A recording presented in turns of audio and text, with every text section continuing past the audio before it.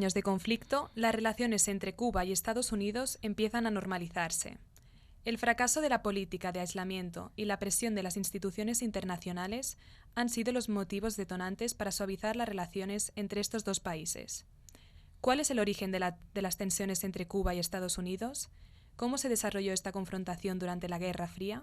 ¿Cuál ha sido su impacto en el mundo globalizado? ¿Cómo evolucionará la situación? A finales del siglo XIX se materializaron muchos movimientos de independencia en distintas partes del mundo. En concreto, en Centroamérica, España poseía dos colonias que mostraban un claro descontento hacia la metrópolis, Cuba y Puerto Rico. La mala gestión colonial que había hecho hasta este momento España favoreció movimientos revolucionarios de una manera clara e inmediata. Durante el último decenio se fueron intercalando distintas escaramuzas que el ejército español pudo ir controlando. Estos enfrentamientos entre patriotas convencidos y un ejército español poco motivado se alargó considerablemente hasta que en 1898 un acorazado estadounidense, el Maine, anclado en la bahía de La Habana, sufrió una misteriosa explosión.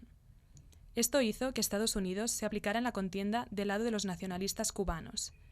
Debido al poderío naval y a la proximidad del país, hizo que la balanza se decantara muy rápidamente hacia la derrota del ejército español. Poco después, el 10 de diciembre de 1898, se firmó el Tratado de París por la cual España perdía las colonias de Cuba, Puerto Rico y Filipinas, terminando así el final del colonialismo español. Estados Unidos entonces inicia su colonialismo. En 1898, Cuba consiguió su independencia y creó su propia constitución. En 1901, el senador Platt introdujo una enmienda, consiguiendo de una manera sutil desmoronar la autoridad única cubana para que Estados Unidos, con una serie de pequeños tratados, controlara el país.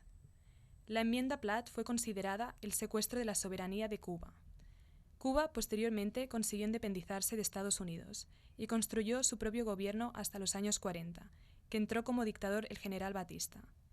El deterioro socioeconómico y político llegó a tal extremo que se iniciaron distintos movimientos para intentar conseguir su derrocamiento.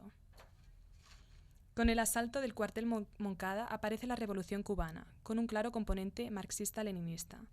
Derrocado el dictador Fulgencio Batista, un comité revolucionario se hace cargo del poder. Aparecen dos personajes, Fidel Castro como líder y Che Guevara como símbolo de la Internacional Socialista. El verdadero objetivo de sus líderes era establecer una revolución nacionalista cubana, a pesar de ser considerada una revolución comunista. El peor enemigo que tuvo hasta aquel momento Cuba fue su antiguo aliado Estados Unidos. En una cercanía geográfica total, se enfrentaron los dos sistemas políticos más antagónicos del momento, el capitalismo y el comunismo. Las relaciones entre Estados Unidos y Cuba hicieron que las mafias norteamericanas, principalmente de origen italiano, encontraran en la isla un paraíso, su sociedad utópica. Entre 1934 y 1958, La Habana se convirtió en el imperio de la mafia norteamericana.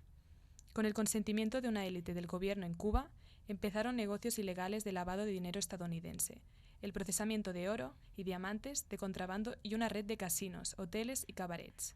Su objetivo era trasladar Las Vegas a La Habana.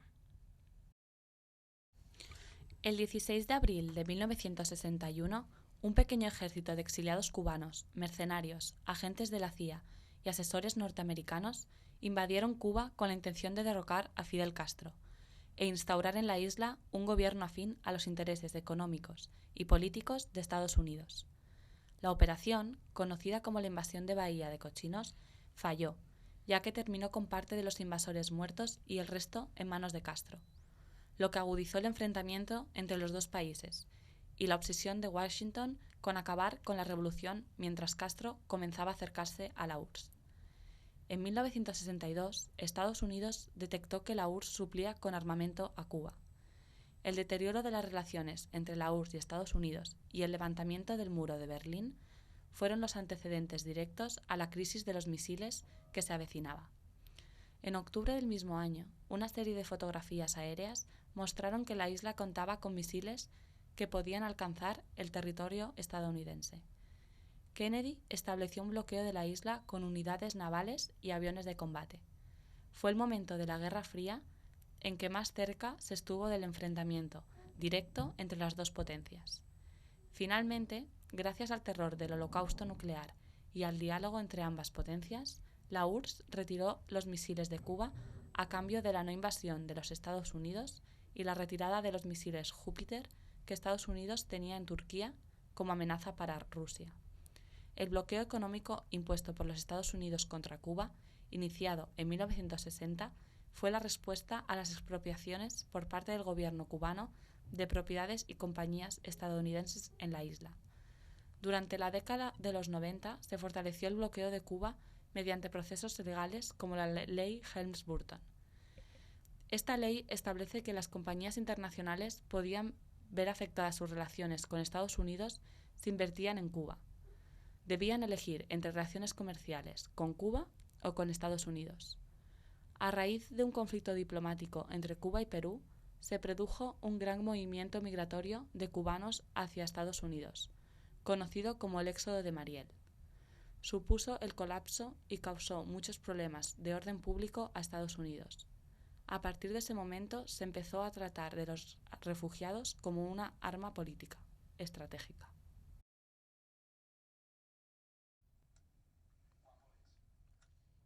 La economía de la isla dependía, en gran medida, de la ayuda de Rusia.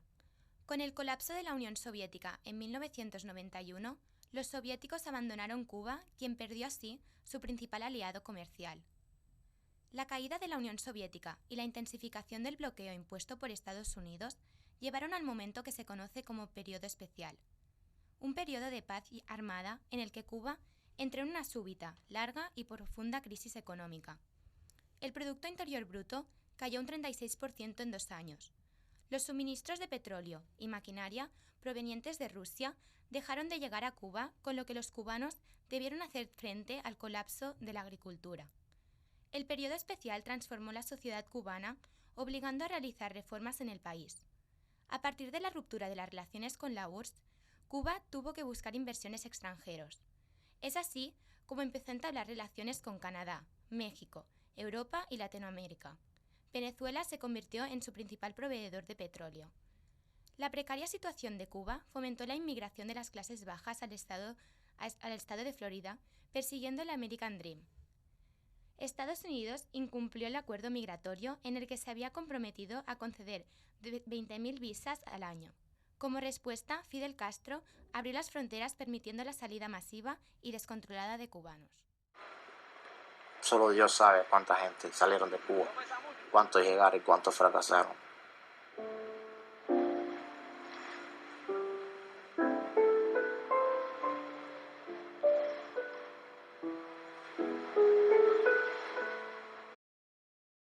El bloqueo de Cuba no se trata de un problema regional, sino que ha alcanzado una esfera global. Canadá, México y la Unión Europea se opusieron a la ley Helms-Burton por interés propio, pero también porque se trataba de una violación de la ley internacional.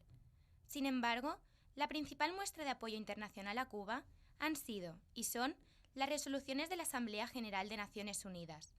En ellas, los Estados miembros se posicionan a favor o en contra del bloqueo de Cuba. Desde el inicio de estas, en 1992, el soporte a Cuba ha ido increciendo. La comunidad internacional se muestra prácticamente unánime al acusar a Estados Unidos de violación de la ley internacional y al dar soporte a la pequeña isla caribeña.